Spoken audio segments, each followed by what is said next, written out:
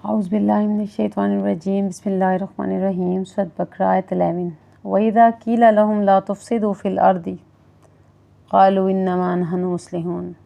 जब उन लोगों से कहा जाता है कि ज़मीन में फ़साद ना फैलाओ, बुराई ना फैलाओ, गंदगी ना फैलाओ। फ़साद कहते हैं इस्लाह की ज़िद है, बिगाड़ पैदा करना, झगड़ा करवाना। वो कहते हैं हम तो उल्टा इस्लाह करने वाले हैं, यानी कि हम लड़ाई करवाने का सबब नहीं है, बल्कि हमारी सबब से तो इस्लाह हो रही है। हम फ़साद नहीं फैला रहे, बल्कि हम इस्लाह कर रहे हैं। इस्लाह कहते हैं दो आपस में लोग झगड़ा कर रहे हो तो उनके दरमियान दोबारा से मुवाफ़क़त करवा देना, इस्लाह करवा लेना, दोस्ती करवा देना। तो वो कह रहे हैं कि हम इस्लाह कर रहे हैं, इस्लाह का सबब बन रहे हैं, अच्छाई का सबब बन रहे हैं, ना कि बुराई का। अला इन्नहुम हुमुल मुफ़सिदून, ख़बरदार हो जाओ, वही बल्कि वही ही तो ख़राबी पैदा करने वाले हैं, वही फ़सादी हैं। दो चीज़ों को गौर से समझ लें, एक है फ़ासिद, और फ़ासिक का लफ्ज़ भी इसी पैरामीटर में आएगा। उसे कहते हैं बुराई, और दूसरा है मुफ़सिद, जिद बुराई फैलाना। एक खुद बुराई और एक बुराई को फैलाना, आम कर देना। तो ये जो मुनाफ़िकीन हैं उनकी एक और क्वालिटी बताई जा रही है, वो बुराइयों को फैला रहे हैं और इनका अपने बारे में बहुत अच्छा नेक गुमान है, बहुत आला गुमान अपने बारे में रखते हैं, अपने बारे में बहुत प्यारी प्यारी बातें करते हैं। वो ये सोच ही नहीं सकते कि उनके दिल में कोई बीमारी या मरीज़ हो भी सकता है। ख़ुद को पाकबाज़ समझते हैं।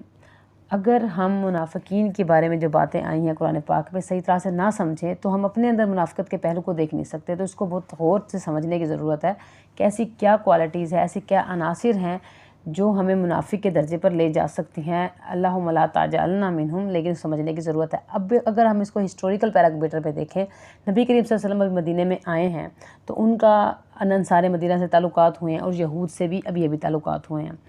और पीछे मुशरिकीन छोड़ के आए हैं, यानी कि दुश्मन उनके जो कि उनके खून के प्यासे थे। 6 महीने बाद मुमकिन था कि कॉन्फ्लिक्ट, जंग हो जाए उनकी बीच में, जो कि हुई बदर की। अब यहाँ पर जो यहूद मौजूद हैं वो ये चाह रहे थे कि हम क्यों लड़ें, हम क्यों लड़ाइयों की तैयारियाँ करें। हम आपस में क्या करते थे कि आप जाकर यहूद से भी बात करते थे, जाकर मुशरिकीन से भी बात करते थे और मुसलमानों से भी बात करते थे। उनको नहीं पता था कि ये जंग होगी तो उसमें कौन जीतेगा, लेकिन वो अपना सेफ़ ज़ोन रखना चाहते थे। वो चाहते थे कि वो बचे रहें और वो कहते थे कि आप लोग ऐसा करें, कोई डिप्लोमेसी पॉलिसी इख्तियार कर लें या कंप्रोमाइज़िंग कोई रवैया इख्तियार कर लें, मसलहत की बात कर लें, हिकमत से आपस में एक दूसरे से मुवाफ़क़त कर लें और लड़ाई की नौबत ना आए। मकसद क्या था, हिकमत क्या थी कि वो अपनी खाल बचाना चाहते थे, यानी कि उनको कोई तकलीफ़ ना हो, उनको कोई लड़ना ना पड़े या अपनी जान ना देनी पड़े। ठीक है, हम मुसलमान हो गए हैं, मुसलमान इसलिए थोड़ी हुए हैं कि हम अपनी जानें दें। ठीक है, अच्छा दीन है, नमाज़ें पढ़ेंगे, रोज़े रखेंगे, माँ बाप की खिदमत करेंगे, लेकिन जाने देना, इतना माल देना, तो ये तो हम नहीं दे सकते। उनके अंदर ये प्रॉब्लम थी और वो चाहते थे कि वो लड़ें भी नहीं। लेकिन वो देख चुके थे कि मक्का वालों ने किस तरह से मुसलमानों के साथ सलूक किया। कहने की बातें थी, मानने की बातें थे, मान लेते, नहीं माना, लेकिन किस तरह से बुरी तरह से टॉर्चर किया मुसलमानों को, बच्चों को, औरतों को, और उनको अपने घर बार छोड़ के आना पड़ा। इस तरह के हालात में अब सुलह तो नहीं हो सकती थी ना, सुलह के हालात बाकी रहे ही नहीं थे। तो वहाँ पर तो लड़ने की, वो लोग खून के प्यासे थे और यहाँ हम सुलह की बातें करें, मसलहत की बातें करें। फ़साद कहते हैं अल्लाह के कलाम के ख़िलाफ़ जाना। जब अल्लाह के कलाम के ख़िलाफ़ हम जाएंगे तो फ़साद होगा, मुमकिन, नॉर्मल सी बात है। और ज़रूरी नहीं है कि आप जो सोच रहे हो, ये समझ रहे हो, ज़्यादा बेहतर हो। अब वो चाहते थे कि लड़ाई क्यों करें, झगड़ा क्यों करें। इसी पैरामीटर में देखें कि जब अल्लाह ताला फरमा रहे हैं कि जब मोहम्मद सल्लल्लाहु अलैहि वसल्लम को मान लिया है कि वो अल्लाह के रसूल हैं और जब उनके पीछे चल भी पड़े हो, उनकी पैरवी भी कर रहे हो, हुक्म भी मान रहे हो, तो उनका हर तरह से हुक्म मानो। अगर वो कहें जंग के लिए निकलो तो निकल पड़ो। इनकी तरफ से तकाजा आया कि माल पेश करो तो माल पेश करो। अगर इनकी बातों से कतराते हो तो फ़साद मचा रहे हो ना। ज़िंदगी में फितना फ़साद मचाना इसी को कहते हैं। और क्या कहते हैं, हम तो इस्लाह वाले हैं, हम लड़ना फिरना नहीं जानते, हम तो अच्छा काम करना जानते हैं, हम तो सुलह करवा रहे हैं, हम तो आपस में तसादुम करने से रोक रहे हैं। और क्या कहते हैं कि ठंडे ठंडे दावत दो, आराम आराम से, जहाद जंग की बातें ना करो, कुर्बानियों की बातें ना करो, मुशक्क़तों की बातें क्यों करते हो, इनको छोड़ो, तर्क करो, ऐसा काम करना, ऐसा, इस तरह की दावतें ना दो।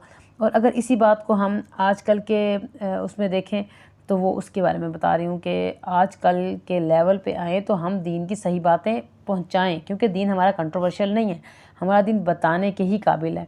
तो उसमें कुछ बातें छुपा लेना या गुस्से से ज़्यादा बयान कर देना, ये बिल्कुल पसंदीदा नहीं है। दीन के साथ हमें इंट्रीमेसी करनी है, यानी कि मुवाफ़क़त का काम कर, जो अल्लाह ताला ने कहा है हम बस वो करेंगे, उस पे कमिटमेंट पे रहेंगे, जो अल्लाह ने जिससे रोका है उस पे नहीं जाएंगे।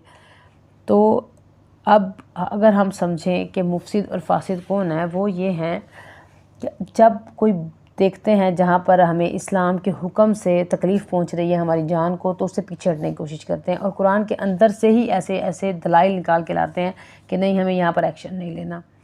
तो ज़रूरत इस अमर की है कि हम बुराई को भी समझें और बुरे को भी समझें, और ये भी समझें कि मुनाफिक कौन है। अगर मुनाफ़िक़त हमारे अंदर पाई जा रही है तो हमें उसको निकालना कैसे है, और अगर हम किसी और में देखें तो उससे बचना कैसे है।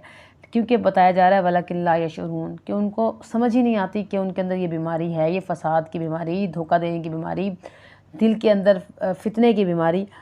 तो हिकमत की जहाँ ज़रूरत होती है वहाँ लगानी होती है, जहाँ ज़रूरत नहीं होती, जहाँ दीन के ख़िलाफ़ बात हो रही हो, जहाँ जिहाद का मौका है, तो वहाँ तो करने के लिए कतराना नहीं चाहिए। तो अगली आयत में फिर इंशाअल्लाह मज़ीद देखेंगे। अस्सलाम वालेकुम रहमतुल्लाहि व बरकातहू।